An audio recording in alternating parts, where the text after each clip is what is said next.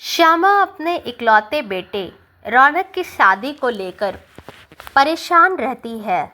उसके लिए बिरादरी में बहुत से रिश्ते आ रहे हैं, लेकिन वह बार बार कुछ न कुछ नुक्स निकाल शादी से मना कर देता है। अब नौकरी में उसका प्रमोशन हो गया तो श्यामा अड़ गई कि वह शादी करे। उन्होंने यहाँ तक कह दिया कि अगर उसकी किसी से दोस्ती है तो उसी से कर ले। रौनक की परवरिश उन्हें अकेले करनी पड़ी। उसके पिता की मौत बहुत पहले हो गई थी, जब वह 5 वर्ष का ही था। फिर तो श्यामा ने अपने बलबूते उसे पाला पोसा और इस लायक बनाया कि आज रौनक बैंक में अफसर है। वह चाहती है कि उसका शादी ब्याह कर वे निश्चिंत हो जाए। रौनक की माँ भी बहुत इज्जत करता है और आज्ञाकारी है। अपनी शादी को लेकर वह माँ को बताना चाहता था, लेकिन अपने प्रमोशन के इंतज़ार में था। अब उसने माँ को बताया कि वह शैलजा के साथ शादी करना चाहता है। दोनों स्कूल से ही साथ पढ़े हैं और अब नौकरी भी साथ करते हैं। उसने कहा कि वह उससे और उसके परिवार से मिलवा देगा। शैलजा उसे ज़रूर पसंद आएगी। श्यामा तो बेटे की खुशी ही चाहती है। शैलजा और उसके परिवार वालों से मिली। वे 2 बहनें हैं और माता पिता, छोटा सा परिवार। शादी को लेकर सभी की सहमति भी है। फिर रौनक ने बिना तिलक दहेज लिए मंदिर में शादी करने का निश्चय किया। नियत तिथि को दिन में ही मंदिर में शादी हुई और शाम को सगे संबंधियों और परिचितों को पार्टी दी गई।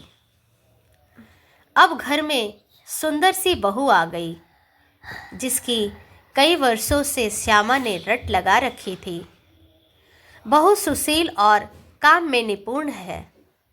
आते ही उसने ऑफिस के साथ साथ घर के कामों को भी खुशी खुशी अपने हाथों में ले लिया।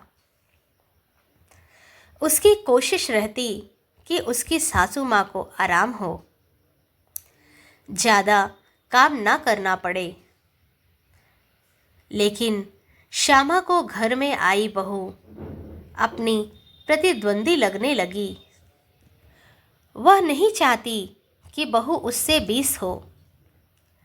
हर एक बात में उसके साथ अपनी तुलना करती, जैसे वह उनकी हम उम्र हो। उनको हमेशा यह भय लगा रहता कि बहू कहीं रौनक को उसने दूर न कर दे, रौनक उसका गुलाम न बन जाए। वह बहू में कुछ ना कुछ नुक्स निकालने की कोशिश करती। लोग बाग अगर बहू की बड़ाई के 4 शब्द कह देते तो श्यामा के तन बदन में आग लग जाती। वह कहने लगती, अरे हमारे समय में तो पूरा घर भरा रहता था।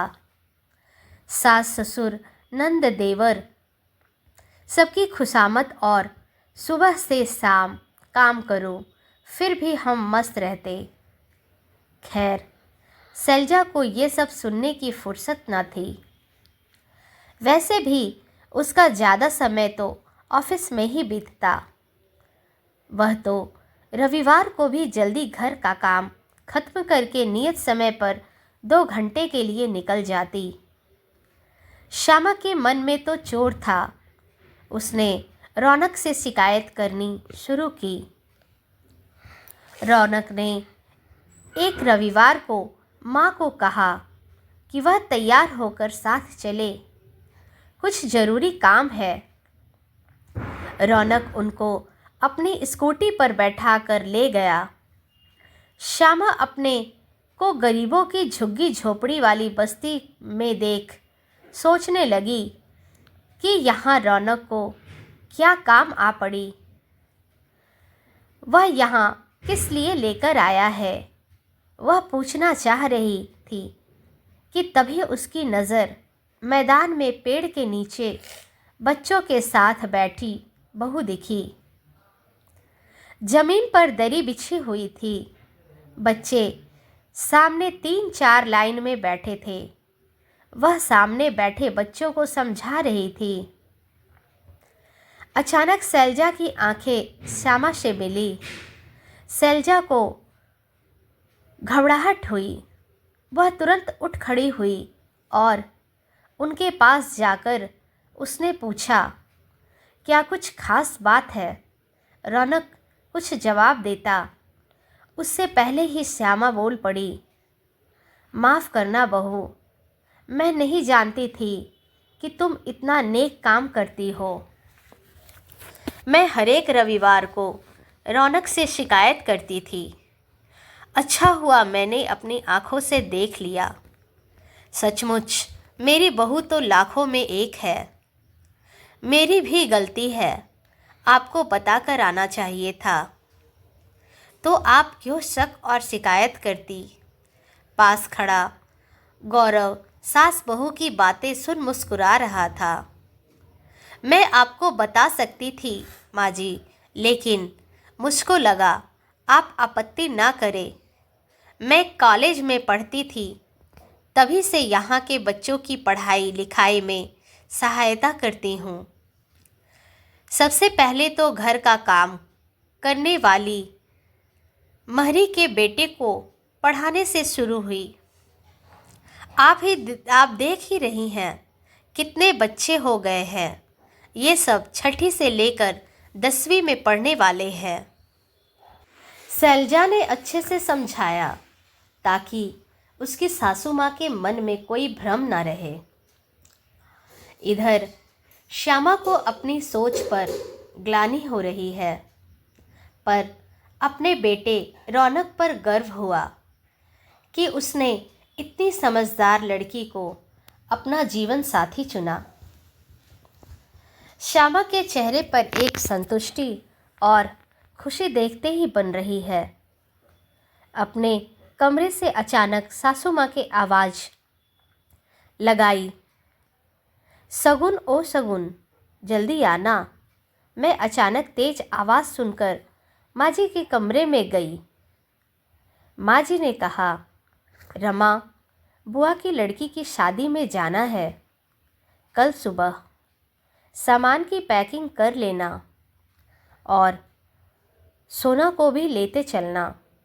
जब से रौनक गुजर गया है, तब से ऐसा लग रहा है जैसे तुमने अपना सारा वजूद खो दिया है। दिल पर पत्थर रखकर उन्होंने ऐसा कहा। रौनक उनका इकलौता बेटा था जो इस महामारी कोरोना में गुजर गया। सगुन के जीने का सहारा सिर्फ उसकी बेटी सोना ही तो है। रौनक की निशानी रौनक के चले जाने के बाद से सगुन के जीवन में कोई नहीं रह गया था। चुपचाप से गुमसुम सी रहने लगी थी। मैं कहाँ जाऊँगी माँ जी? सगुन ने कहा। माँ जी ने कहा, जाना तो पड़ेगा, मैं अकेली कैसे जाऊँगी? इसी बहाने मिलना जुलना हो जाएगा। सबसे हाँ सुन, अच्छी साड़ियाँ और कुछ गहने भी रख लेना। सगुन ने सिर हिलाकर अपनी सहमति दी, फिर अपने काम में लग गई। नियत समय पर सभी बुआ के घर पहुँचे। पूरा घर शादी के माहौल में डूबा हुआ था। धीरे धीरे समय बीता। सभी बारात के आने की तैयारी में लग गए। निश्चित समय पर बारात पहुंची। तभी मेरी नज़रें बारात में आए एक व्यक्ति को पहचाना सा चेहरा था से जा टकराई। उसने भी आगे बढ़कर कहा, पहचाना नहीं? मैं मयंक। जैसे कहा हाँ हाँ, फिर सभी शादी की रस्मों में लग गए। कल शाम में जब विदाई हो गई, हम लोग भी अपनी जाने की तैयारी में लग गए। तभी अचानक मयंक सबके बीच में आकर मुझसे कहता है, मेरे साथ ताउम्र चलोगी?